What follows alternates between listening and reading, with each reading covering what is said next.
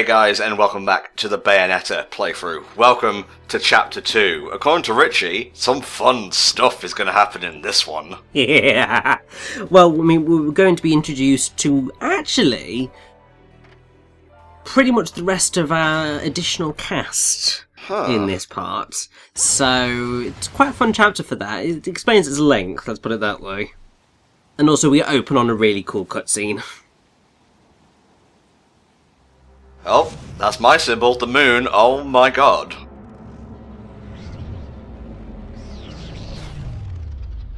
It's her again. It is indeed her again, and she's going to murder some angels on a bike, because why the hell not? Didn't even look twice at it. Alright, I guess I'll finish off your scraps then. Or not. She's just content to do it all on a bike. When are we getting a bike? We're being outclassed in style here.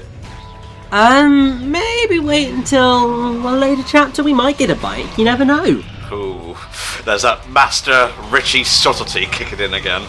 We might get something better than a bike at one point. You just don't know.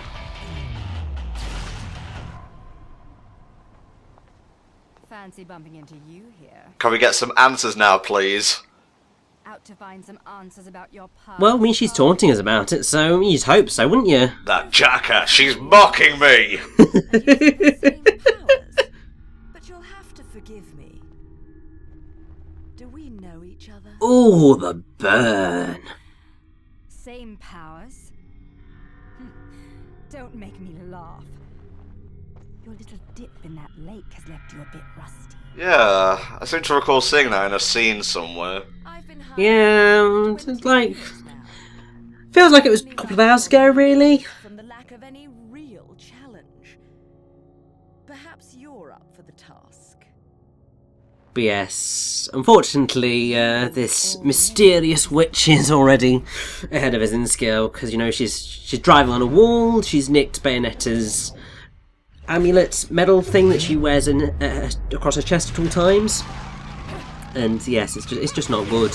So what does the amulet do, exactly?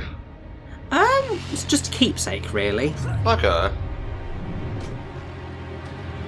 As you'll notice, our mysterious witch does actually have something herself. It's like a compact mirror on her, sort of like acting as a brooch. Okay. Wasted the past 20 years. I believe every witch has something like this. And if you play the sequel, you see that they do have a purpose. Other than, you know, looking beautiful. Well, it does bring the whole outfit together, I suppose. Quite right. Along with the glasses. I mean, the glasses are very important. There's a really fun story along with the glasses. Because Hideki Kamiya was always just like, we're giving Bayonetta glasses. And the higher-ups, I think, at Sega were just like, could you maybe not have her have glasses, because it's making her look sort of maybe a bit weird? And he was just like, in this meeting, he was like, no, the glasses stay. And so the glasses stayed. And that was the end of that matter. And then I think, I don't know if it was following that or whatever, but it was either Kamiya-san or Shimazaki or somebody decided to stick glasses on every single character then after that. So on every single character, somewhere on their person, there is a pair of glasses. And it's just like, it's that brilliant Kamiya pettiness that is just like, mwah. Because obviously there's the classic story of the Beautiful Joe focus group where they were just shitting on the game and just said, oh, it's too hard, and we're just awful towards it. And so just like, you know what, we're going to make it harder. Because that's what Kamiya-san does. Well, you don't tell the director of Clover Studios or Platinum Games how to make his games. Exactly. And now we have a boss fight against the mysterious witch, where we get to learn how to do witch walking, where we get to walk on the walls. So this is a really cool thing, because obviously it messes with gravity, and initially they were going to have you be able to witch walk anywhere, but then I think they realised that it was a bit broken, and it just meant that the levels were not necessarily as fun to get through. Yeah, for sure. And also the whole witch walking thing lost itself being special, so they decided to just limit it to whenever the moon is shining. and I think that was a much more effective use of it. Also, it works thematically as well, because obviously from the start, Bayo's symbol has been either the butterfly or the moon.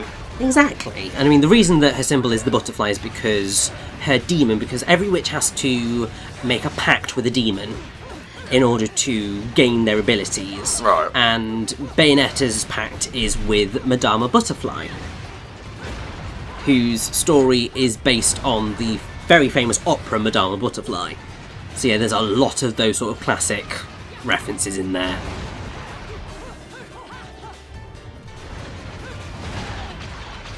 And that wasn't the best fight in the world, but hey, I've never been the best at the Jeanne boss fights. She has a name? Oh, she's about to get called it anyway, so... Well, we learned it from the very start of the game, mate, so I don't know why you were being mysterious about it. Oh, I don't know either, but hey, let's just call... She's called Jeanne, and there we go, we've got the name drop, so it's all okay. That's Jeanne with 2 N's and an E at the end, I think you'll find. Yes, and Jeanne is, in many ways, sort of based on Joan of Arc, because Joan of Arc's French name is Jeanne d'Arc.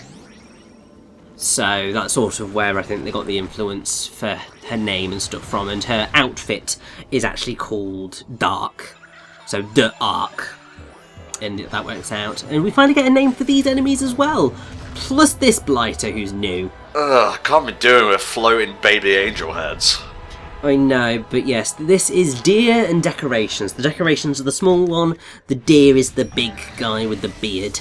Okay, it was all angelic and then it opened up and it became like Kingdom Hearts, really, Richie? You get hit by the very first attack? Yeah, I was trying to dodge it and then it just didn't happen, but it's okay, because I've got worse that I've dealt with. But yeah, one of the things that is a nice little trick of Bayonetta is that every single enemy introduction is they attack you immediately afterwards. So it really does keep you on your toes, and it's a nice thing once you know that it is a thing, because then pretty much whenever you see a new enemy you're just like, right, I need to get ready to dodge, and then you generally can dodge pretty soon after that. I don't know why it didn't take it as damage, but I think it's because I got hit before I actually ran forward enough to activate the verse, so I managed to very slyly get around that one. Well, it's there for posterity. We all know you fucked up, even if the game doesn't. Yeah, but I got my platinum, that's all I care about. You did this to me throughout all of Odyssey. You best get ready for the show, mate. It's fine, because I know that the general quality of my Bayonetta gameplay is pretty decent in the grand scheme of things, so... Shit, I just owned myself there, I think.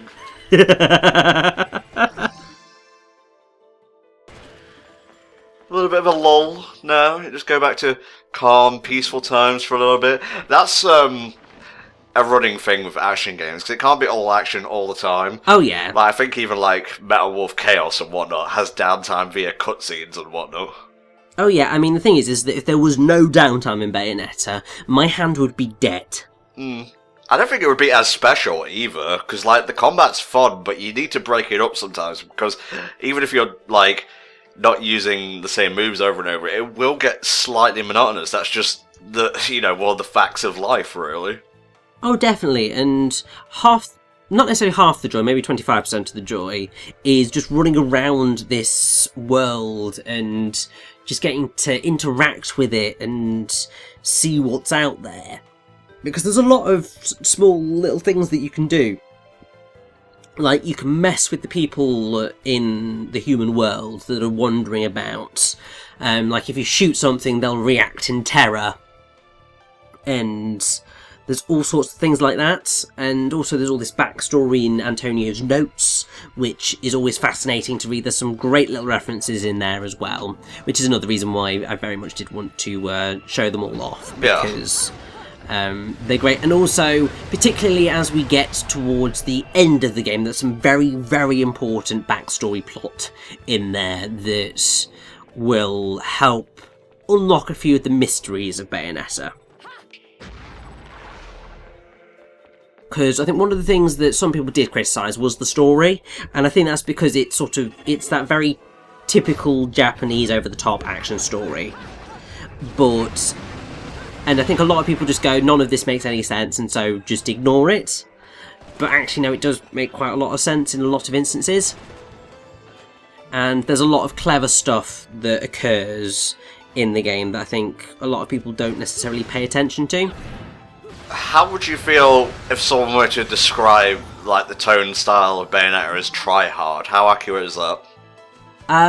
I would say that that's not very accurate at all, if only because Bayonetta really doesn't try very hard at all to be anything other than it is.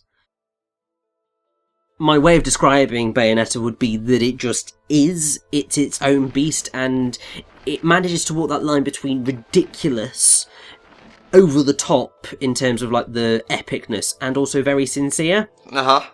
So it walks that very fine line, which is always very difficult to walk for a lot of stories that sit in this sort of awkward, it's funny, but it's meant to be like really epic and dark, and a lot of things do struggle to sit in that very fine line, but I think Bayonetta does manage to pull it off really well. Yeah, it's funny. I have an example for this, a very recent one actually. I watched Guardians of the Galaxy 2 for the first time the other day, and while I really enjoyed it, I thought it was a good sequel. Sometimes I felt it was being a bit too silly for its own good. Yeah. Like, it enjoyed its own comedic style a bit too much, like it would linger on jokes, and it slightly diluted the action. It didn't ruin it for me, but I was constantly aware of like, this is supposed to be funny. I'm not laughing, but I get why it could be funny. Yes. But with Bayo, it's like the action and the comedy are always like, they're on the same level. One doesn't really overpower the other, so I don't think either gets diluted. Exactly. I mean, another example of that would be Avengers Age of Ultron. Mate, what are you doing? I know, he was just walking into a wall, wasn't he? A bench, yeah. Oh, I think we've got some shenanigans here. Yes, we really do, and we've got... Assassino! Well, yes, it's Assassin's Creed time, but this is clearly, like, the best side character in Bayonetta. Clearly. I've heard many a thing. Oh, walk it back. It's floating time.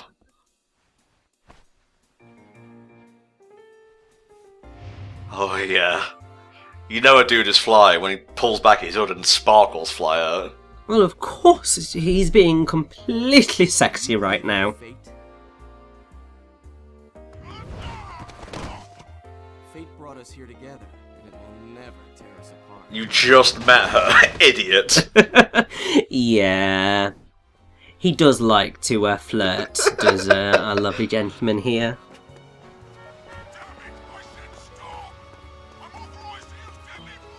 Why was he speaking English? Isn't this meant to be Italy? Vigrid's sort of somewhere in Europe. It's not really very specific. Ah, I see you speak the universal language. English. Yeah. Well, I mean, because obviously Bayonetta speaks with a British accent, Jean speaks with a British accent, but they're sort of meant to be located somewhere in sort of mid-France, effectively.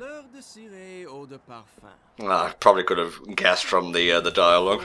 Well, not necessarily the dialogue, but the map is kind of your biggest clue.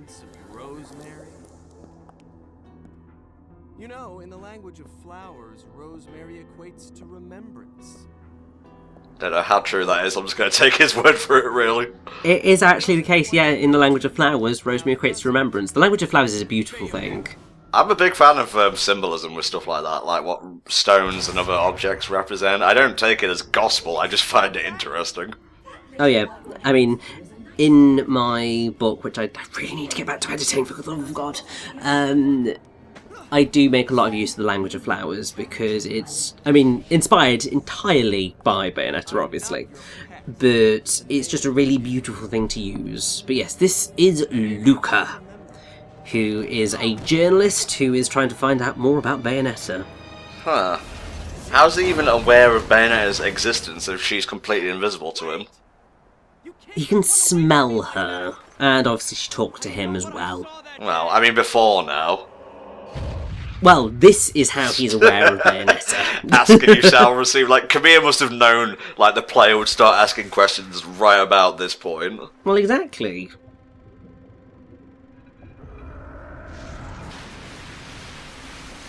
Spooky.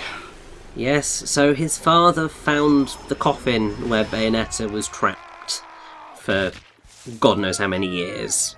You couldn't have gotten another line read on that. It just sounds like he missed his dad when he was getting on the bus and didn't get to say goodbye. That kid has literally no lines other than that one. Whatever. If I want to complain, I'm going to complain. Oh, there we go. Again, it's just the juxtaposition of these things that are supposed to be so righteous, looking so ironically demonic, actually.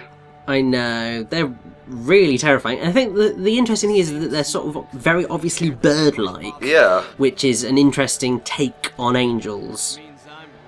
And also this whole thing of Luke is just like, this smell that clung to the air the day my father died. It introduces a whole thing of you thinking, well, is Lucas seeing things quite clearly? As you know, he looks into a window, they get smashed to pieces. Because obviously, he smelled the angels, but he couldn't see them or realise that they were there, so perhaps there's more to the death of his father than he actually knows. Huh. Anywho, let's kill some more angels. We'll get answers later. Action and blood is needed now. Oh, of course, exactly.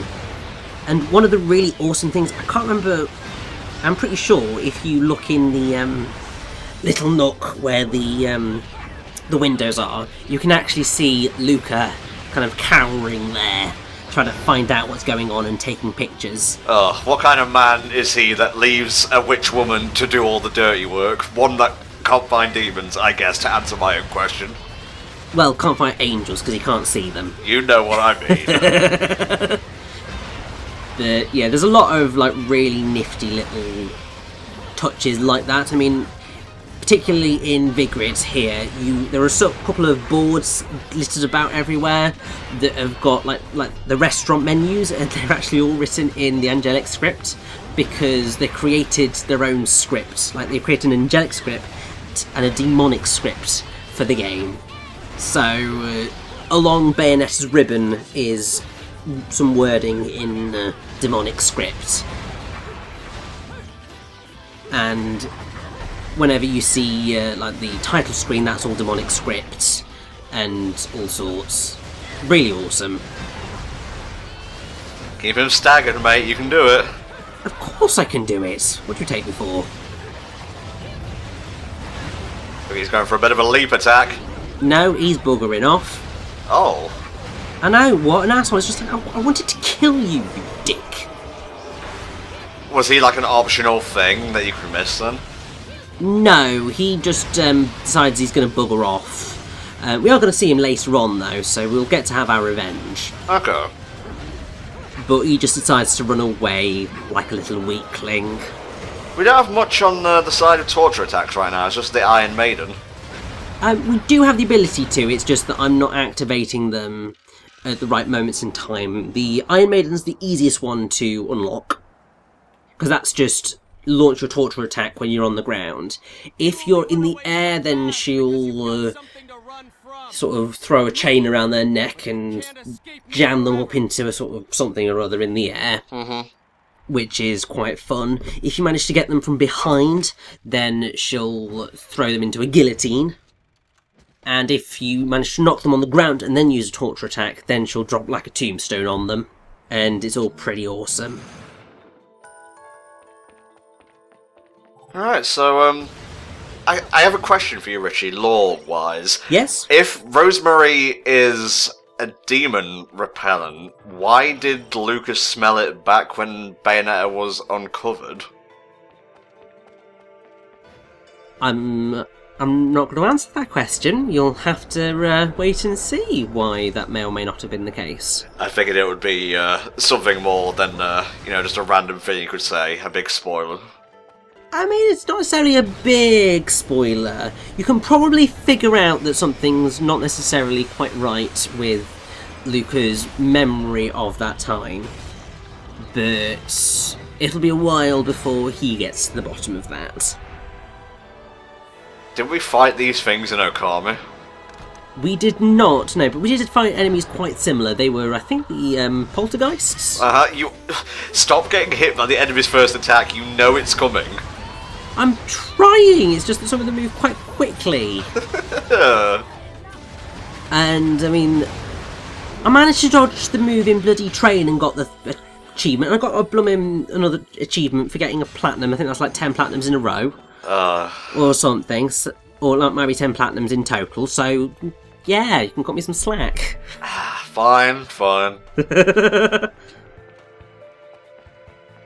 But yes, this is a sneaky little Alfheim. Let's see. What will it ask us to do this time? We've already done, kill the enemies using witch time, so what now? Use only guns? Use only melee attacks? Oh no, it's never going to do something like that. Huh.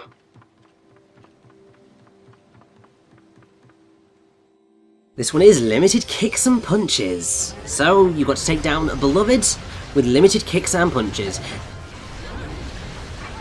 It's actually pretty easy, because, as you can see, through the mastery of using a mixture of, well, effectively just holding down the shoot buttons, well, holding down the attack buttons as you go, you can just obliterate his life. Nice. Alright, and we get a Chaos Emerald for our troubles? Broken Moon Pearl, but close enough. So where do these take place exactly? Is this in Paradiso right now? This is in Paradiso. We'll get a proper descriptor of what the Alfheims are, I think, in Chapter 3. Okay. There's an Antonio's notes which will explain them, but they are the Angels' banquet halls. So you can go into them and there are a lot of angels there that are kind of ready to attack and effectively muck around with anybody who happens to accidentally walk into them. And there's two Alfheims one after the other here for no apparent reason, but hey, I'll take it. Mm-hmm.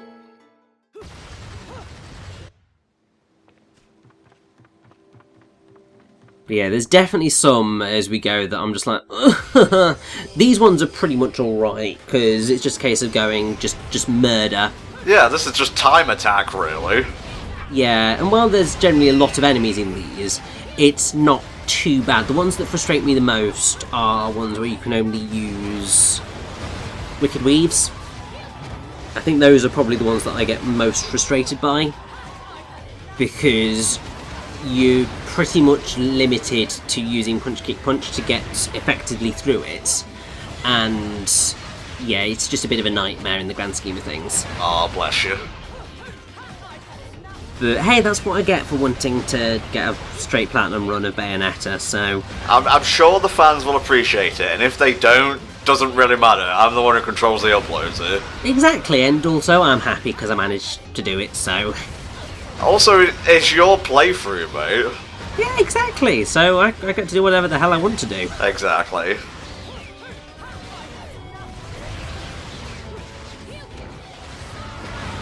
But yeah, these can get very hectic as you go, because they will throw in more enemies than you will probably be used to. Uh-huh. Well, I mean, if you've ever played any action game, really, you should be used to these sorts of, like, arena fights, I guess. They just throw you in an enclosed space and have you fight tons of guys. Oh yeah, exactly, so it's something that you should be pretty used to if you're an action game aficionado. Hilariously, when I first played Bayonetta, I was not an action game aficionado, but oh, there's another torture attack. That's the air one that I was talking about. But I think having played Bayonetta, I did become a bit of an action game aficionado. Because yeah, my first run through of Bayonetta, I got many stone awards, which is the lowest award you can get. Because I died a lot. Oh, I expect more from you, Richie. I expect more. Hey! I was young. I mean, 8 years ago, I suppose I was 16. Richie, even I can count back 8. Hey, I'm trying to, it's one of those things where I'm just like, alright, How old am I again? Because I always seem to forget, because I don't feel my age. How old are you again? 15? You are pretty young. 24, god damn it. No, that's more like Flame, really. Yeah. I'm in my mid-20s now. It's just like, bloody hell. I'm turning 30 in November, so... It's true. We're both getting old, aren't we? Oh, shut up. Fucking through your mid-20s with all your scholastic achievements, fucking double F in science, Billy No sitting over here. It's like when Helldragon complains about, like, being fat and whatnot, you lost all that weight. Kiss my ass. Oh dear.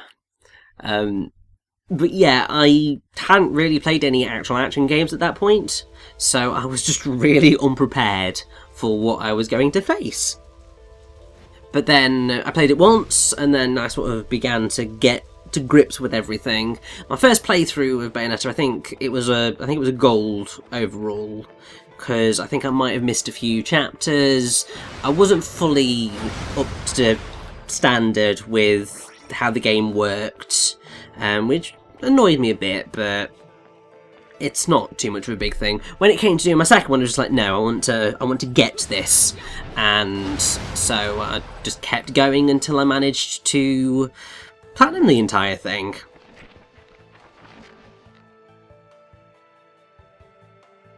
The whole gist is just making sure that you realise that keeping your combo going is very important. Not getting hit is probably the biggest thing you can do to help yourself in terms of getting decent rankings, because if you don't get hit at all, that's immediately a platinum.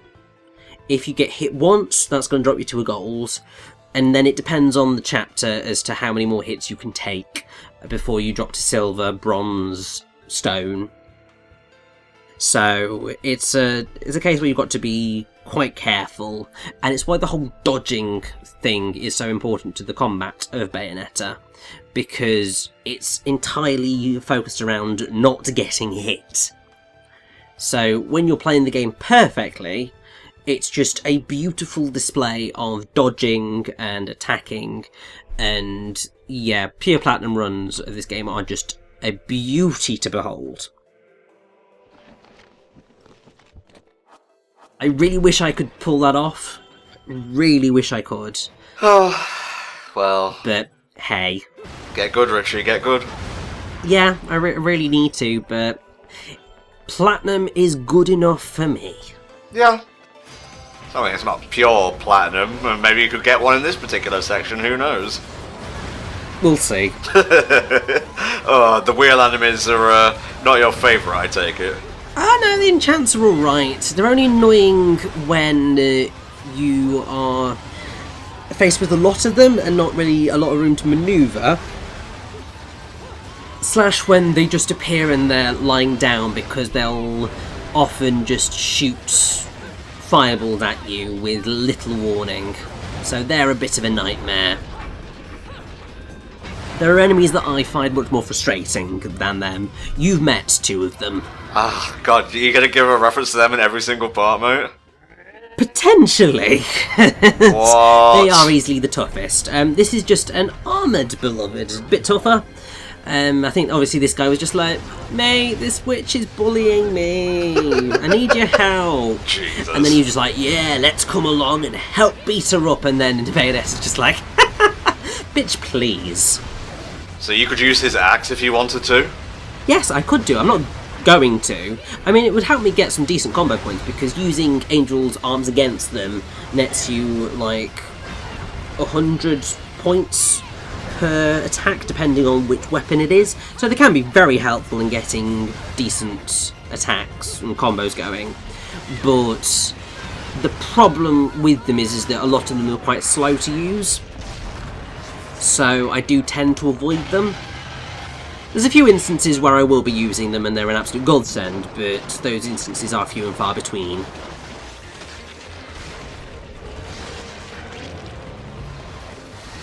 So are we ever going to get any more summons besides Gamora?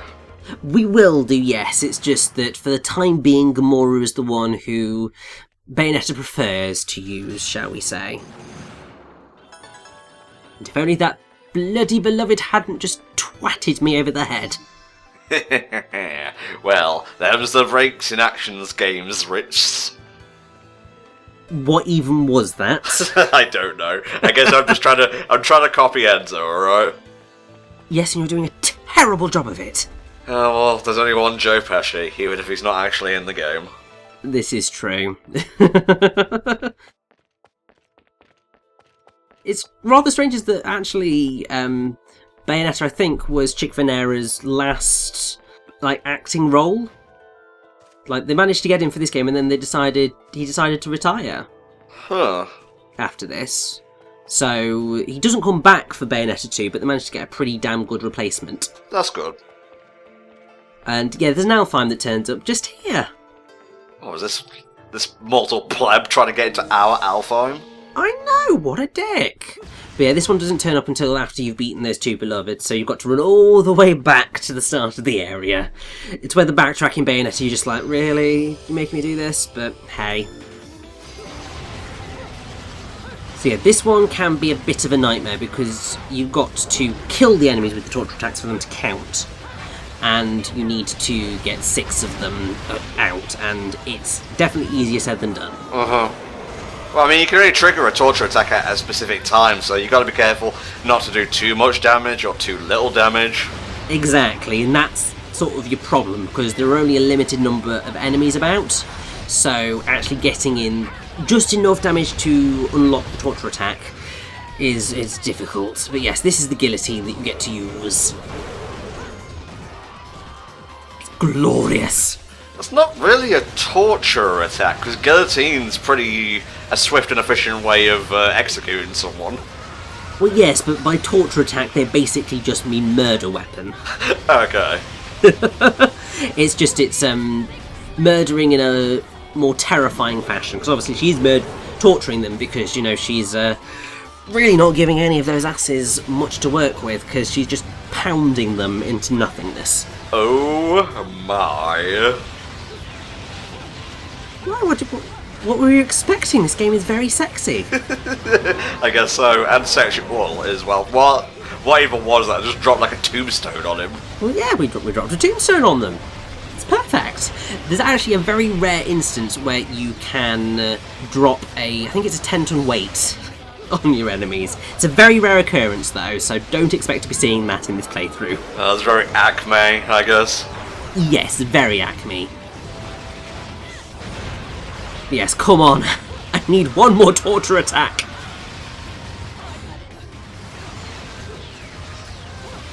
And yeah, at this point I was just like, oh god. Just come on. And then it was like, oh, thank god for that. Because that was my last enemy. It was just like, don't make me do this again. Because that did take quite a few tries. More than I would care to admit.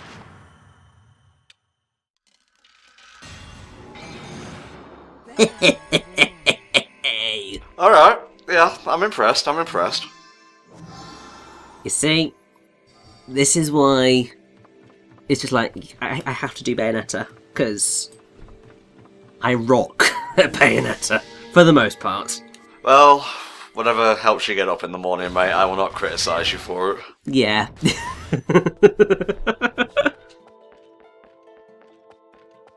So yeah, this is the only annoying bit of obviously having to then run all the way back to where we were. It's a lot easier to do later on in the game because we gain an ability that allows us to move a lot faster, but we don't have that just yet, so hey. One thing I should point out is, whilst you're in that courtyard, if you've got a hell of a lot of Halos, you can actually use a few cheat codes on the phones and unlock special, extra characters to play in the game, and also new weapons and accessories. But it requires, at least 1 million Halos each, so you ain't getting that when you first play this chapter. Not a cat in hell's chance.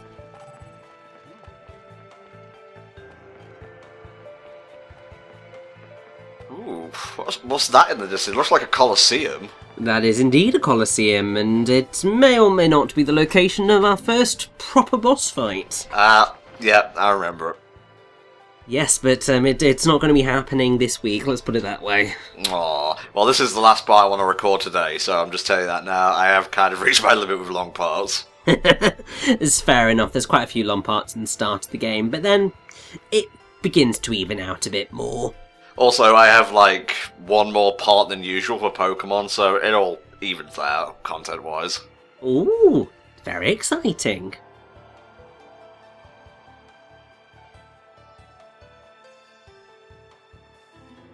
So yeah, I'll edit these tomorrow at the time we're talking right now and get them to you.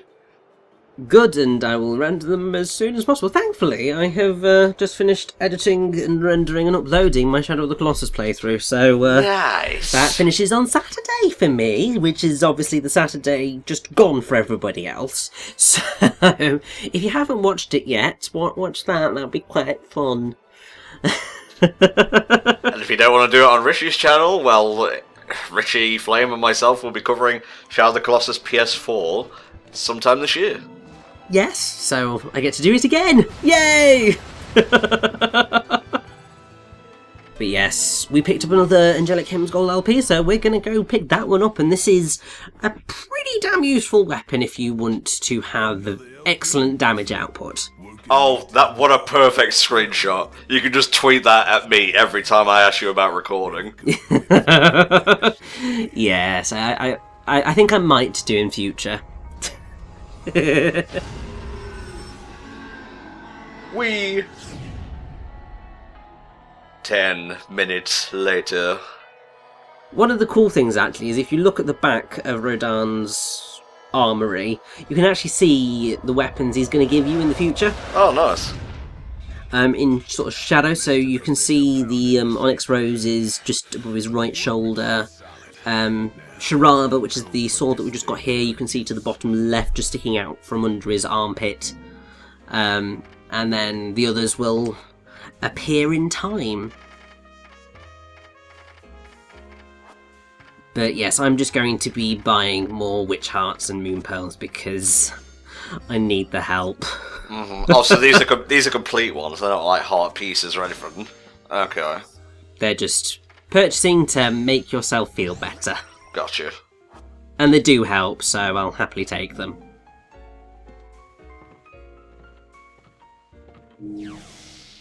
Alrighty, we're going to end this part on a very climactic note, Rich. We are indeed. It's not necessarily going to be my finest moment, but it's certainly going to be a climactic moment. Oh, now I'm twice as more excited. Yes, but I thought, you know what, let's swap out some of our weapons, because you can have two sets of weapons. You can have A set and B set, so you can change it up as you go. And yeah, Sharaba is pretty glorious in terms of getting in a lot of damage. The only problem is that your combo points are very likely to be quite low. Uh-huh. I mean, as you can see, I've basically just murdered these guys well and truly very quickly. Oh, so it's like extra damage at the cost of your rank, essentially. Effectively, yes. So, Sharaba can be very helpful in situations, but in terms of getting platinums, less so unless you're doing specific Alfheim challenges. Can you open up the menu during combat, or is that just a thing for outside? You can, yes. So, it's one of the things where if you need to, you can actually switch out weapons on the fly as and when you need to, and if you're playing the optional verse, then that's going to be an absolute godsend for you. And you will actually be seeing, well, optional chapter, and you will actually be seeing a bit of that later on, but that's post-game stuff. Ah, well, what I was going to say was, if you have the sword and, like, cut off, say, 2/3 of the enemy's health, and then switch back to, like, guns and whatnot, would that preserve your rank? No, because it's all to do with the combo points, and the sword just doesn't give you as many points in terms of fighting, because you can't do the holding your fire, which immediately doesn't help. So you've got to keep hitting enemies, but you kill them too quickly to be able to rack up the combo points, and that's sort of the dilemma that you have. So there's a lot of actually strategy involved in terms of the weapons you're using. So for pretty much the majority of the early game, I stick mostly exclusively to Scarborough Fair, because it's just the easiest one to get the better rankings with, for me anyway. Huh. Probably nothing. No, I think it is a little something. Who's there?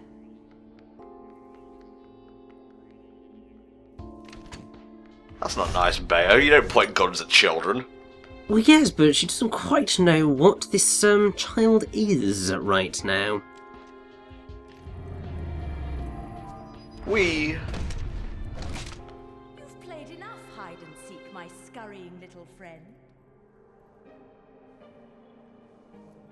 Just a child?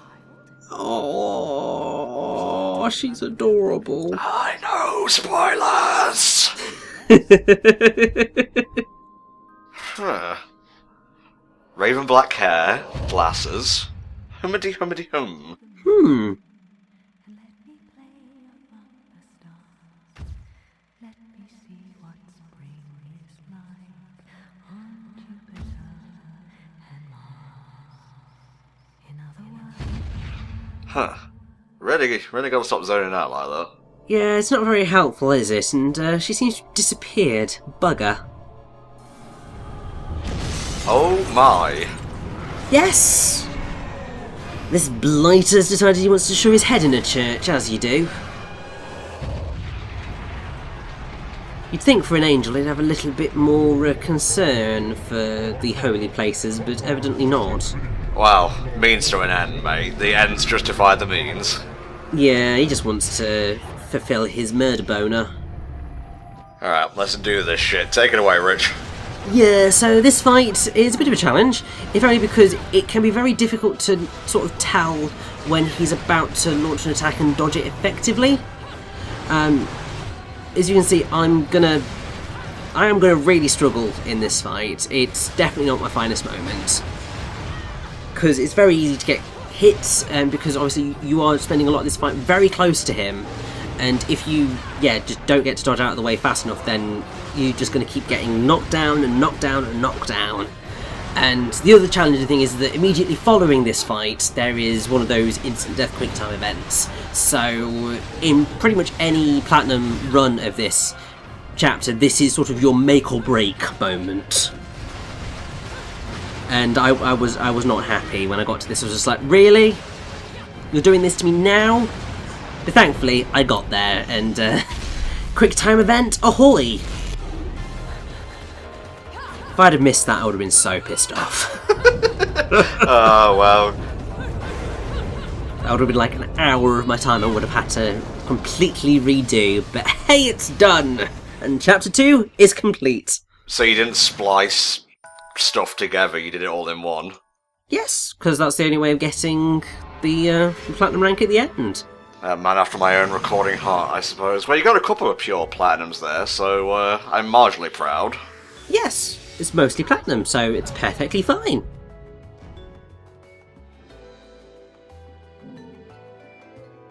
And now, once again, it's what you've been waiting for. Angel attack!